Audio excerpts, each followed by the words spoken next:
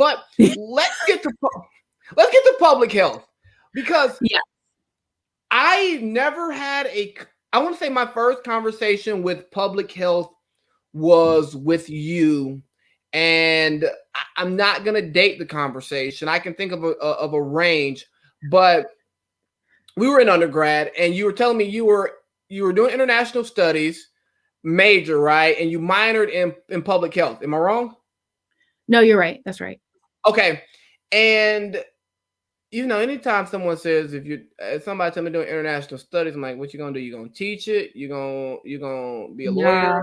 Or most times you have to get a graduate degree. I feel like for most fields, right? Like to do anything like super substantial, you need a graduate degree. Yeah, but it's nothing. Yeah, I think I came to Spelman wanting me a sociology major, and my parents were like, no.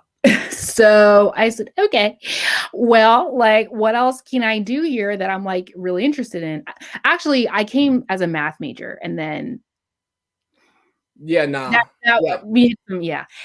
I do enjoy math, the process of math. I like the logic and the reasoning behind math, but it just wasn't in the cards. So then I moved to sociology, and then I moved to international studies. But I think the greatest thing about that degree was that it forced you to do a study abroad. And when I did the study abroad, what I realized was we have the exact same problems here that we do in South Africa. They just might be on a different scale. And the number one issue that I have with people who do like international work is when they go in and then they actually have no context for like what the political history of that country is, the general history of that country, the cultural norms, and the people that they're working with. They know absolutely nothing besides the fact that they want to help the kids. That is vexing to me. Also, not to mention, like, it's not sustainable. Like, if you don't train people there to be able to do what you are intervening there to do, it just requires that now for any time they want to do something public health wise, they have to get someone outside of their community who knows nothing about their community to come in. And yes, capitalism, money, right? But I realized, I was like, I don't want to be a part of that.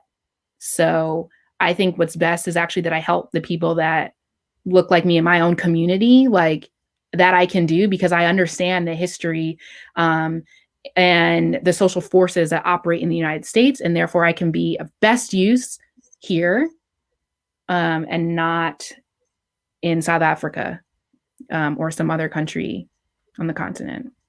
And that takes me back to some of that saviorism that you were talking about that you see in your curriculum, and it's people. And I think that it's a cultural thing from a select group of people that believe that their way of living is the right way of living. Not a right way of living, but the right way of living. And they want to impress that upon other people without understanding what it's like to have their background and to strip what they've known and learned their entire life, which could be wrong, and then implement something brand new. And it's like, if you come in my house, I don't care how dirty my house is, and you tell me that my house is fucking filthy, you need to clean this shit up right goddamn now, I'm not gonna want to hear what you have to say. If you come in and go, well, let's see, I think if we put this here, it would actually bring out this right here, or this will create more space for you, And when it's given to you like that, it's like, okay. Or if I trust you, like my mom can walk in here right now and tell me everything that's wrong with this place, and I go, okay, you got it. And because I trust her, I listen. But don't come in my country telling me how fucked up my country is, and then you're gonna like show me how you're gonna fix it for me short term, but you're not gonna stay here and live this fight with us, and you're not gonna equip us with the tools to do it ourselves. No, not to mention, like, going back, like maybe full circle to what you're talking before with the minors, you're not even speaking my language. You're just yelling at me to do things that I don't understand the rationale behind it. And I really don't understand what you're saying.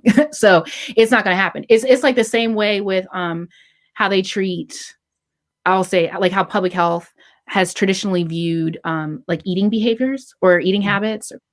It's always like cultural foods.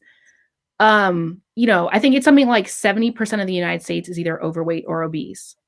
I think we can come away from cultural foods because it's an American problem. It's not a Black people problem. It's not Asian, Latinx. It's an American issue. So the second you say cultural food, your cultural foods are wrong, you lose me. Or if sometimes people live in food deserts where like they literally don't even have access to the food that you say they need to be eating.